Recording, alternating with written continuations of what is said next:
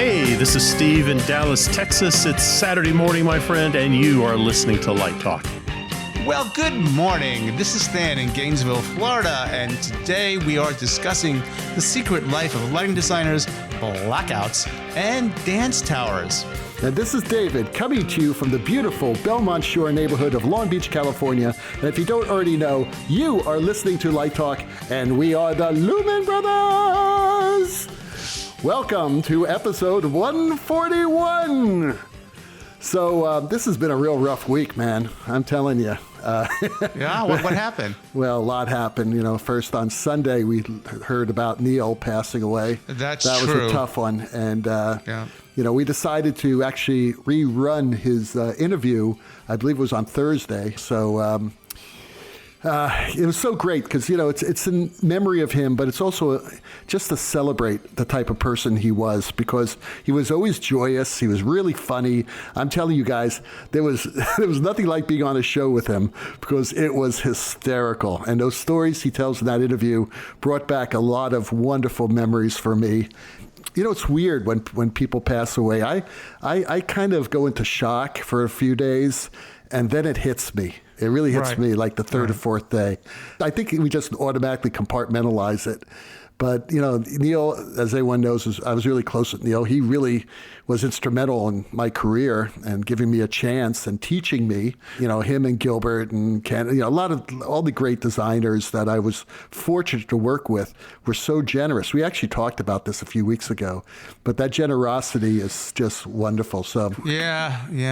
You know, you were lucky, David. I knew Neil's work because I was in New York in the 80s, and all I wanted to do was work with the guy, but I didn't have the opportunity. So, but I did get to meet him later at Erda's, and we had a good time, and he even let me wear his beaver coat, and, you know, and just got to know him, and you know, he was just wonderful. It's so funny, you know, you hear these stories about Neil. A lot of people have been posting on his site on Facebook some really hysterical stories, and my favorite one, I forgot who posted it, and I apologize because I'm sure it's by a listener, but he was talking about when he was working with Neil on a show for the Dance Theater of Harlem, and Neil did the sets and lighting and costumes and a lot of stuff, and the show went on tour. It opened off Broadway, then went on tour, I believe, and about a few weeks into the tour, Neil gets this letter saying, you know, we've been hanging this backdrop. It was apparently this very sort of abstract backdrop that Neil designed, because we've been hanging it upside down, and we kind of like it upside down, and we realized that we really should ask permission. We should really ask permission to do this from you because you're the designer.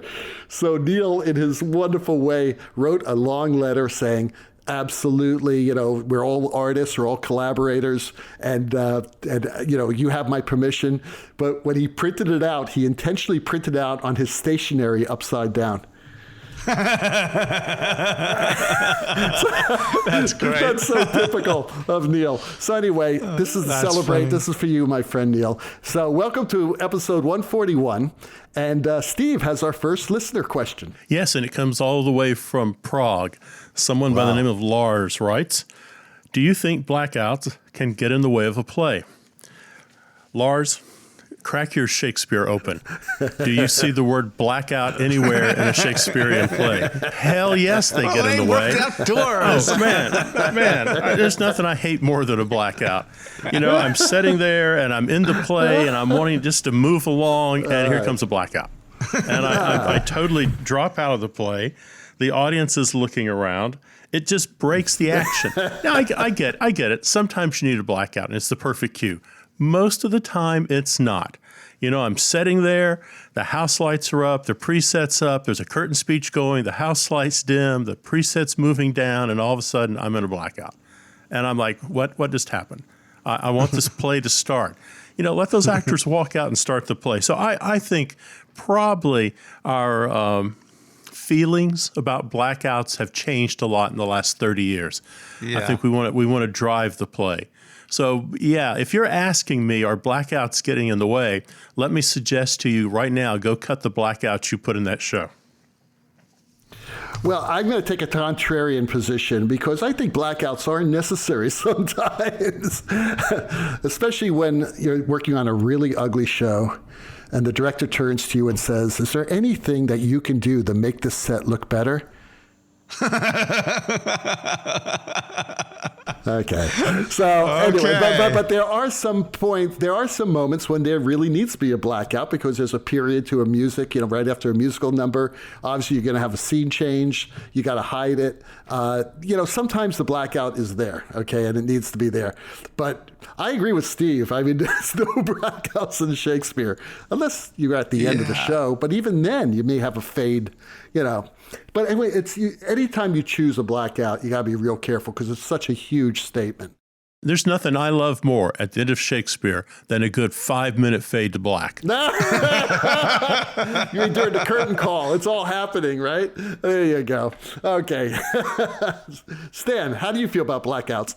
Well, I guess, there are fade to blacks, and then there are blackouts, which are usually fast. And then I'm thinking about this. I'm kind of imagining these things.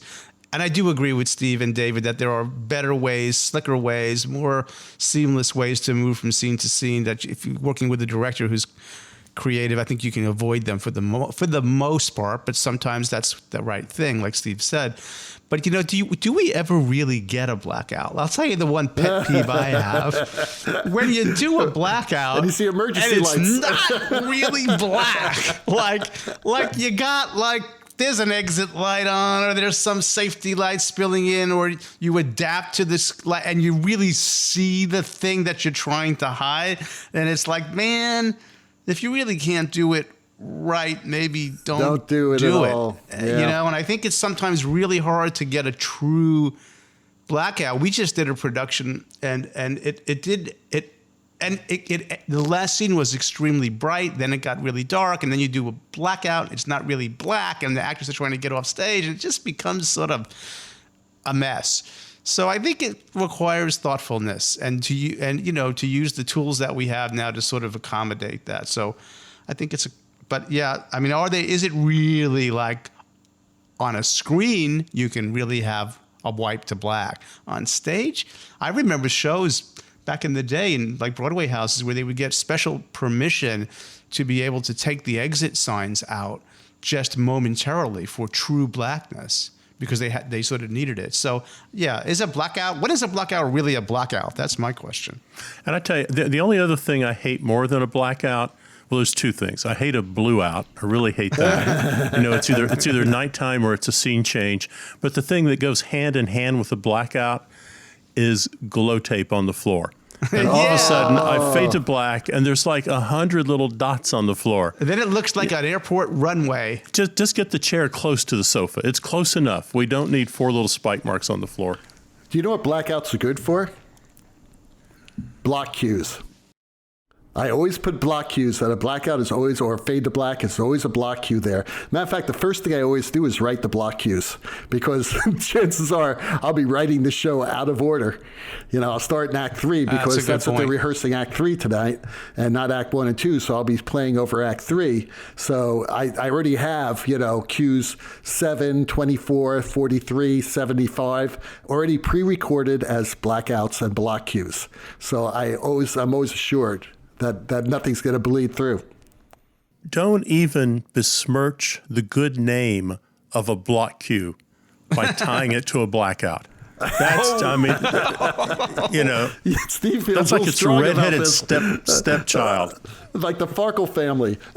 See, Steve is saying that blocks are good, BOs are bad. I like BOs. BOs are good. I love a BO. A good BO, there's nothing like it. If you do it at the right moment. Well, there are, like Steve said, sometimes that's the perfect cue, and sometimes it is. Right. But we would say not overuse the thing. Is it kind of a lazy way out, maybe? My favorite part of a blackout is when it hits blackness and you hear a thump and you hear the voice of an actor go, oh. No. Or a chair being knocked over. Okay, we got to clear this up. Steve is joking. Because that's a very serious thing. Because when you take something to black, we take stage to black, it is dangerous for the actors, which is why you should always say stage going black. And what do 43 actors say? Thank you, Black. Thank you. Now, I have a little trick. No. How many times have you been at tech and there's an accidental blackout, it happens, and all you hear is 43 actors' little feet running around the stage instead of standing still? you're right. Blackouts, they're dangerous if they're not, Right, so- if you're not expecting it. So I don't know who taught me this, but back in the day when blackouts were popular, somebody taught me that, and I can't remember who, that if you're going to do a blackout and the actors have to get off stage, that you should sort of ask the actors that as soon as the lights go out, they should close their eyes and count to 5. And there should be some music, of course, covering this. Wait. You can tell me if this is true or not. And in those 5-6 seconds, whatever, their pupils will dilate so that when they open their eyes, whatever smidgen of ambient light might be in the space, glow tape or whatever, they'll have a safer journey. There's not enough time. Listen, I just did this show, this big musical that probably had about 27 blackouts in it. Right? David is the king of blackouts. You know why the blackouts? Because they were a period of scenes, because they were funny scenes, and there was this punchline, hysterical blackout. It just called for it. Yeah. But also punctuation. The change to scenery, because we had trucks going on and off. We had columns tracking on and off. We had drops flying in and out. We did not want to see that. Sometimes you want to see a novice scene change, but if you're doing a real clean musical, you don't want to see that.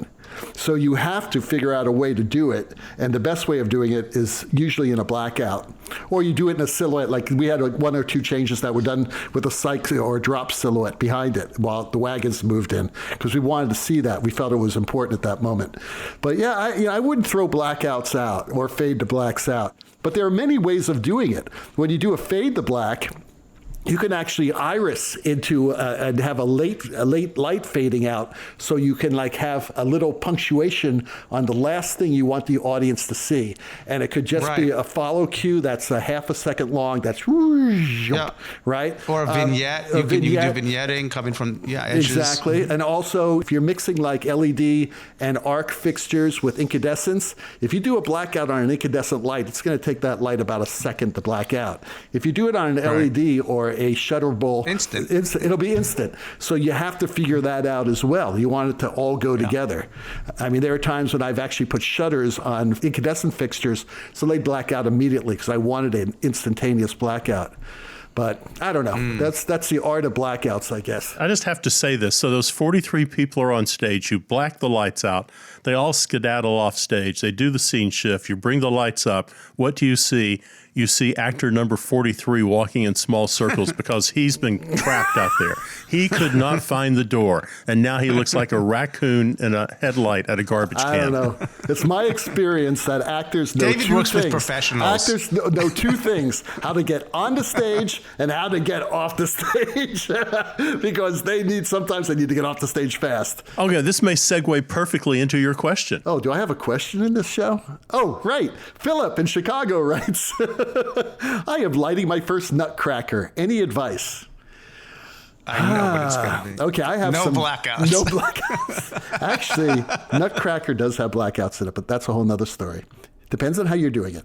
All right, I have 4 pieces of advice. A, learn the music. And when I say learn the music, I mean study the music. Listen to it over and over and over again and enjoy it. It's like reading a play. Enjoy it. It's Tchaikovsky. But it's Tchaikovsky, exactly. It's fantastic. It's beautiful music. So listen to it, and listen not only to the music and feel it, but also try to identify instruments and themes, because those themes you can use in your lighting. Whenever there's a theme, that could be a convention in the lighting. It's like, we just interviewed Mark Brickman and last hour, and we were talking about what's the best way of lighting. It's listening to the music, right? And doing things moment to moment to moment. It's lighting in the moment. So you do the same thing. And the only way you can do that with anything, whether it's dance, whether it's music or opera or musicals, is to listen to the music and learn the music. The second bit of advice, go to rehearsals.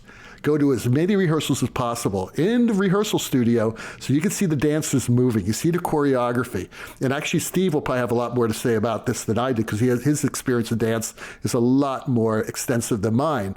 But I don't think there's really a difference in that case when you're talking about watching rehearsals for a play or watching rehearsals for an opera or watching rehearsals for a ballet. You are there to see lines. You're seeing the choreography and how the choreographer is moving these dancers, because then you need to think about direction. You need to think about angle. You got to think about angles and direction, which is my third bit of advice. And you do that usually in rehearsal, so you have a pretty good idea, what you're going to be doing when you go out and you start lighting it. And then you watch it, obviously, when it's on stage. And then finally, remember, we're talking the Nutcracker here. It is a beautiful traditional piece. So don't fight it. Make it beautiful, because that's what it is. It's magic. I would jump in and build on that and say timing is everything. And the only way you're going to learn timing is be at rehearsals. If you can get the timing of your cues correct, then everything is going to flow. It's going to be a magical evening. Yeah, I was just going to say, David mentioned the idea of themes. And just because I like words, there's a wonderful word that sort of describes themes in music. And I tell my students to study this concept, which is called Leitmotifs. And I'm not really a musician like David is, but the Leitmotif is specifically recurring themes, chords, and sounds. And it sort of originated with Wagner in the Ring Cycle, where you associate leitmotifs with character. And that builds a musical vocabulary, and you can do the same thing with Nutcracker. Well, I would say the other thing is understanding focus on stage. What is primary and what is secondary? Mm-hmm. You have this joyous event going on, and all of a sudden you have the corps de ballet, and for the most part, they are secondary focus. So you have the primary focus. You should be looking at all times at where you want the audience looking, and you should structure your show that way. This is not a gloomy evening. This is a joyous story being told.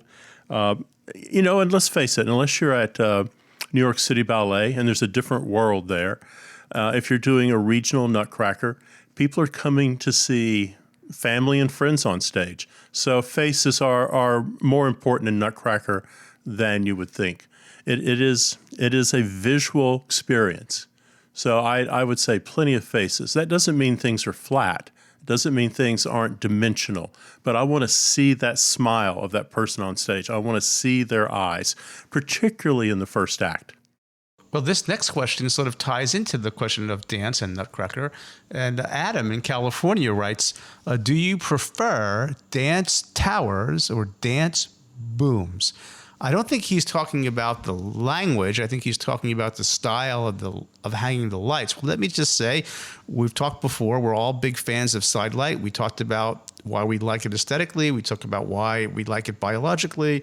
We like to see edges. We love to see things pop out. We like to see its magic hour in photography, morning and night, low light. In terms of towers or booms, well, my exposure back in the day when I worked at Production Arts Lighting and we did the tours for Dance Theater of Harlem and Alvin Ailey, the touring scenario that I think Steve Terry had a hand in helping create these beautiful touring sidelight booms. It was basically made out of a combination of aluminum and unistrut, and the fixtures sat inside the tower.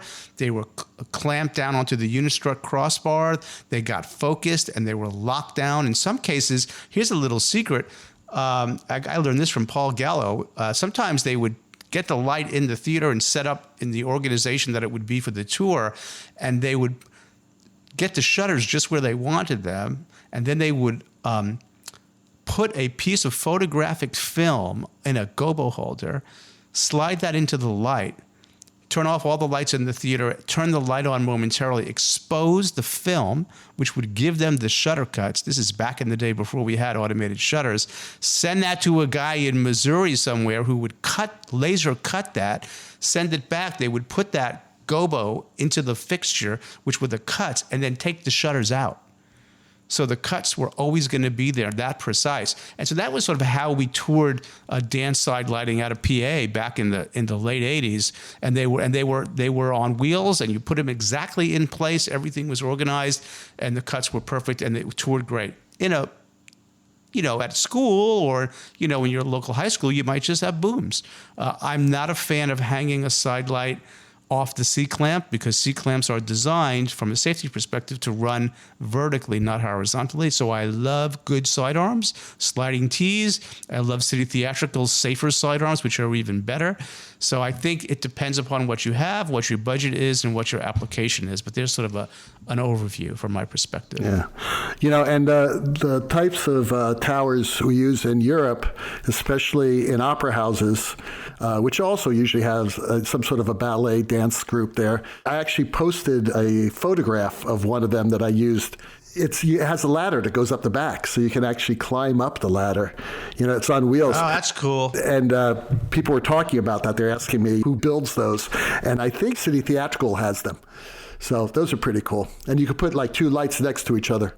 I think the ones we had at PA, you could do the same thing, because we would tie them off from the top to the grid, and they would lag bolt it into the floor. So you could go up the backside if you were a small guy or gal. Yeah, these aren't that high. The towers they use in Europe are usually about 12 to 15 feet high at the highest. They're not that high. Yeah, well, 12 is not that high, but you usually come in from that angle from the gallery. Because most of those theaters have gallery positions that will be sort of like a high boom position. So which one do you prefer? Which do you prefer, towers or booms? It depends on the show. If I could fit, whatever will fit, whatever will fit. But you're right, Stan. If you're touring a show, you're much better off with towers so that you can sort of lock everything down. They're sort of self-protected in the truck. You're not going to have issues. In a lot of cases, I heard of some electricians spot welding them so that they wouldn't pan or tilt. I think that's a mistake. But I've heard of that happening actually in some tours. So. You are listening to Light Talking Guys with the Lumen Brothers, and Light Talk is sponsored by. Last year, I was in my front yard for 5 hours putting up Christmas lights, and I was cursing like a sailor. I would get half the lights up, look back at what I'd accomplished, and there would be a segment of lights out in the middle of the string, back and forth to the garage to figure out the problem, up and down the ladder, over and over again. Well, not this year. Not this year. From across the mighty Pacific, the good men and women of Illegitimate Panda present I Absolutely Hate Christmas Lights. I Absolutely Hate Christmas Lights is the all-in-one LED-based gutter system that not only replaces your old, worn-out gutter, but adds all the benefits of pixel mapping to the eaves of your home. Illegitimate Panda has produced an homage to the GLP JCD1. That's right, the I Absolutely Hate Christmas Lights has it all, and it whisks water away from your house to boot. Just think, you can now have year-round pixel mapping control of your gutters. The possibilities are endless. 4th of July bunting, the Pinta, Nina, and Santa Maria sailing to America on Columbus Day, and the fires of hell on Krampus. And just like the GLP JCD1, it can act as a blinder, discouraging salesmen who show up at dinner time. It even tilts. The I Absolutely Hate Christmas Lights, part of Illegitimate Panda's crippled lighting series. Illegitimate Panda, always thinking of things you never considered. True. And now, back to Light Talk. Well, the sound of those ducks tells us that once again it's time for our segment, Let's Talk About. And since we're just talking about Christmas lights, let's talk about some Christmas lights. Lighting your house for Christmas, Hanukkah, and Festivus. So boys, what do you think? How do you light your house? This is a problem for lighting designers, because you don't just want to...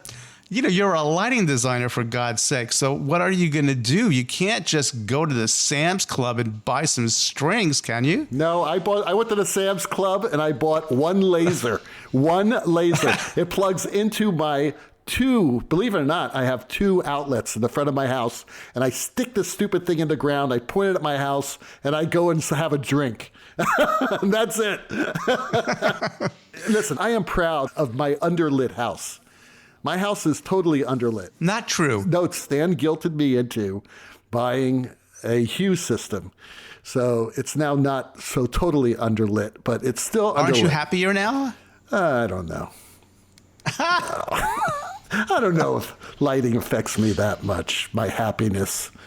I'm happy when I'm doing shows, but when I'm home, I'm here with my dog. Don't you sit in your easy chair and change the cues and go, oh, what mood do I like tonight? No, I don't do that. You don't do that. It's set at one thing, and that's it.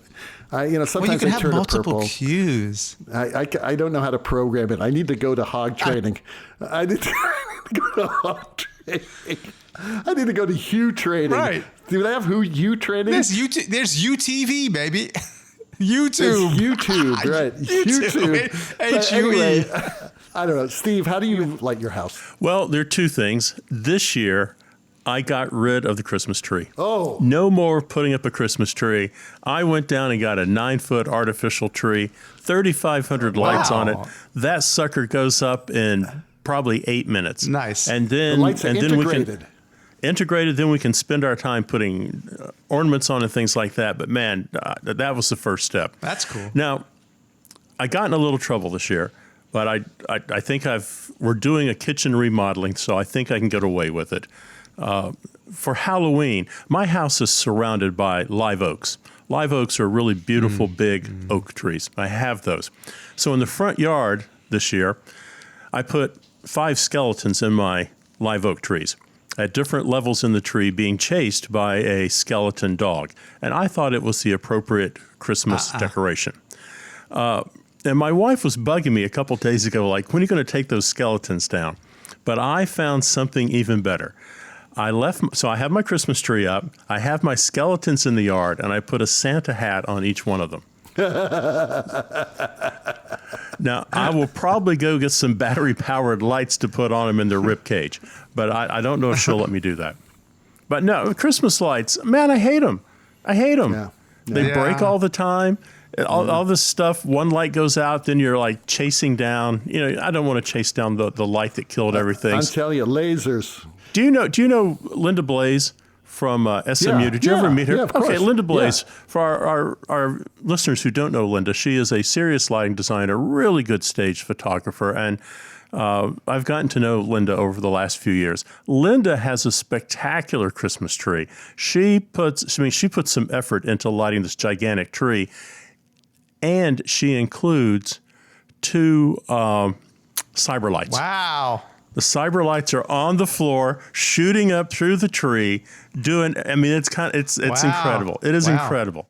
All right, but I have a tree to beat that, because every year Chris Barecca and his lovely wife Mona and their children have a Christmas party in their house, and they do an authentic German Christmas where they have this actual tree, real tree, with actual candles that are lit on it. And they must have about 200 candles. Wow, that's dangerous. Chris always turns to me, and he hands me a fire extinguisher. He says, just sit here, okay?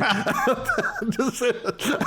Okay. But yeah, it is, but it's so beautiful. And the cyber lights, when do they put the tree up? Because they clearly want a freshly cut tree that they're setting on fire. In the years that I've been going to that, we've never set that tree on fire.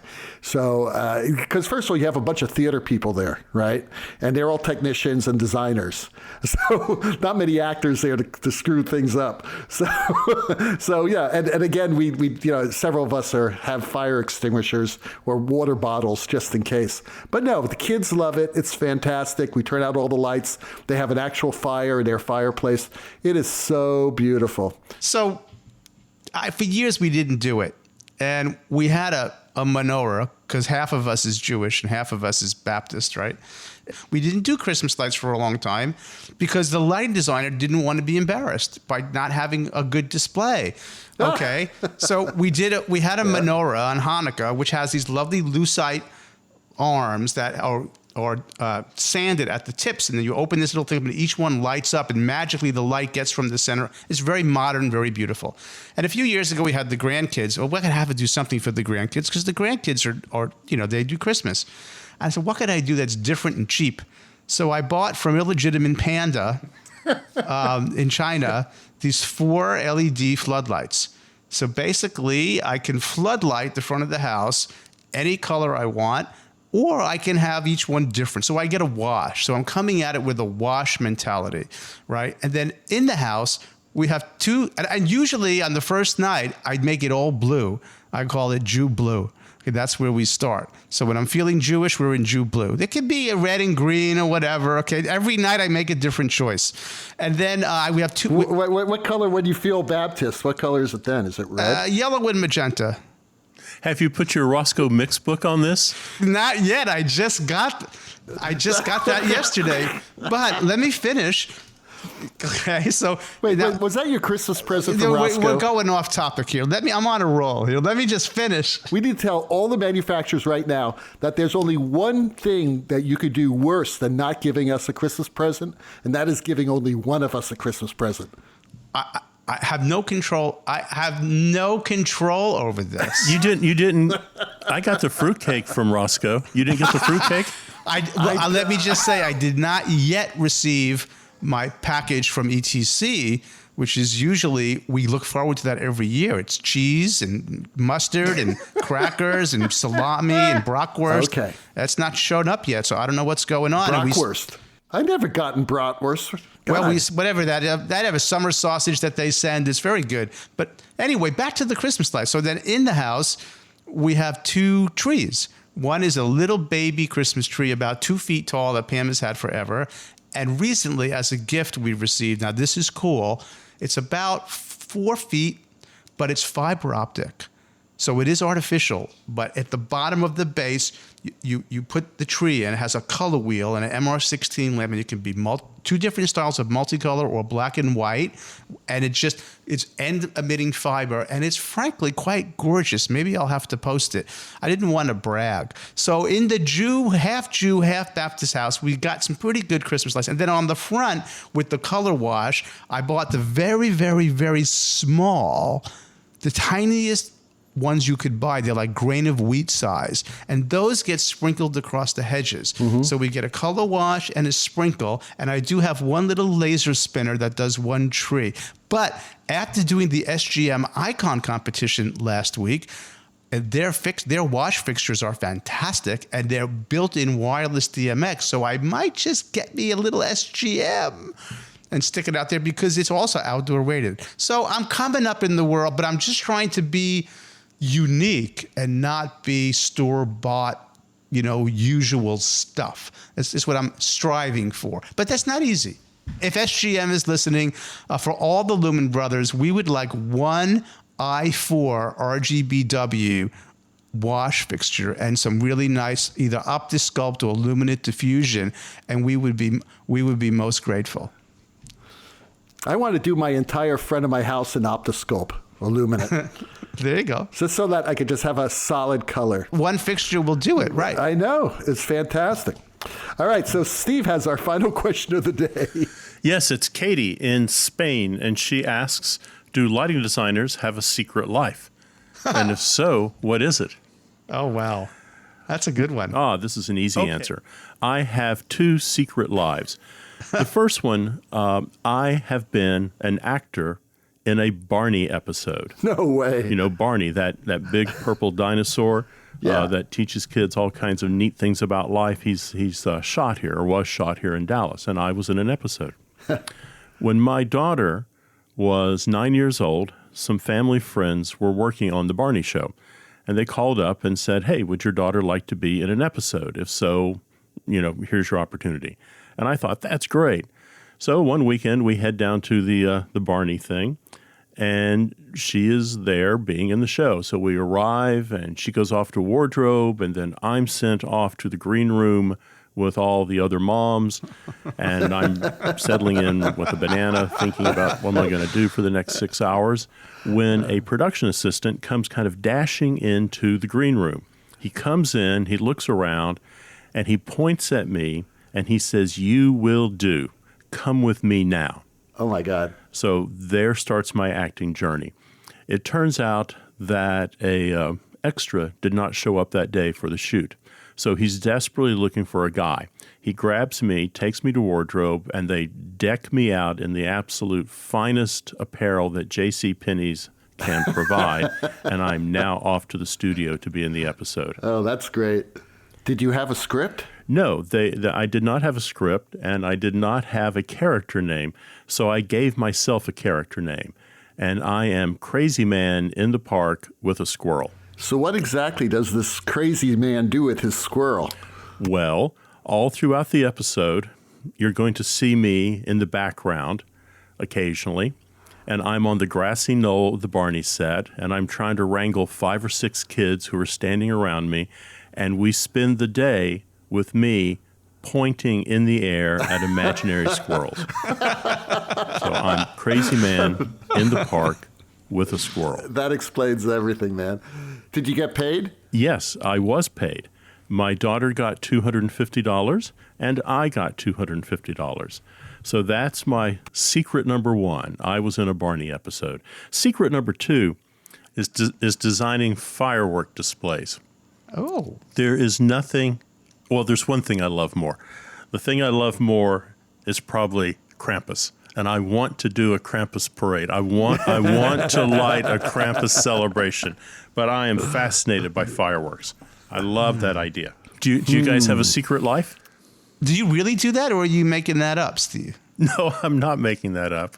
Wow, because you know what struck me about fireworks is when we saw at the KOI Awards, they had the big outdoor drone show, which I missed, but I saw a small indoor drone show at the KOI Awards, and it struck me that that's sort of a modern version of fireworks, right? It's just like points of light in the sky, making shapes and forms and sculptures and themes. And I thought that would almost be more interesting than fireworks, and certainly less dangerous. The thing that's interesting about fireworks, if you go back, I can't think of who the 2 big families are. One's in New York, though. But I can't imagine doing this for centuries and visualizing the whole thing in your head and working it all out. I mean, now you have a visualizer, so you can really precisely do what you want to do and put shots where you want to put them. But my hat's off to all those old school guys who just knew what it was going to do and how to layer it. How to layer it and time it. Yeah, it is quite an art form. I have a student right now who is not licensed. She works with this company in Baltimore and is working on her certification, and she interns with them on every 4th of July to learn fireworks. That's very cool, Steve. David, do you have one? Yeah, I do. I have 3. One of them I can't tell you about because it only happens on Thursday nights. Another one is when I'm on an airplane and I make believe I'm someone I'm not. Oh. You lied to you lie to your seatmate? Oh, absolutely. I play this role. It's fantastic. Yeah. Okay. My favorite is if somebody who is really annoying me, I don't want to talk to, I tell them I'm an IRS investigator. And they shut up immediately. That's pretty funny. And the third one is not secret, but as many of you know, I'm a rock and roll musician, and I play in rock and roll bands. But that's not really secret. But that's about it. So Stan, have you figured out what your secret life is? I tell you what, if you guys will indulge me, I'm going to think about that. I'm gonna long think about that. And can I get back to you on another show about what that might be? Sure. Why not? Okay. Absolutely. Okay, great. First of all, we want to wish everybody a Merry Christmas because Christmas is coming up. It's like on Wednesday. Yeah, peace, baby, peace, love. So Merry Christmas and Happy Hanukkah. And, of course, Festivus for the rest of us, Happy Kwanzaa, and every other type of secular holiday or non-secular holiday. And even if you're an atheist, just have a great time. Have a good day. Have a great time. And live moment to moment and do something good. Do something good for your fellow person. And thank you, guys. We had another great year. We're almost at the end of this year. How many episodes will it be till 3 years? 52 times 3. What is that? So that's higher math than I can handle right now. 156. So wow. Anyway, we're about 2.5 seasons through, almost 3 seasons, and it's been a great run. And we've all had a great year. We've had some obviously tragedies this year, but we've also had a lot of great things. And we hope for all our listeners that have a wonderful, wonderful, and happy holiday season. Tell your family you love them. Tell everybody who you care about. Tell them how you feel, because you never know. Hey, that Hammond organ solo tells us that once again you've spent another morning listening to Light Talk. Check out our website on lighttalk.org for future guests, and be sure to follow us on Facebook and subscribe to our podcast on iTunes. That way you will not miss a second of Light Talk fun. No guarantee is offered regarding the accuracy of any statements or opinions made on this podcast. However, if you choose to litigate, the law firm of Fleck, Flock, Flair, and Glare and their paralegal Snoot will defend us until our retirement funds are depleted. Light Talk is written and produced by the Lumen Brothers, coming to you from Long Beach, Gainesville, and the Republic of Texas. And be sure to tune in next week when we have our special New Year's Eve show. That's right. We're going to do something really fun this year that no one is expecting, especially my podcast mates. All that and a new sponsor. Light Talk, broadcasting questionable Lumen knowledge and humor around the world. So we'll see you all next Saturday morning. Bye-bye from Light Talk. So long, everybody. Toodles.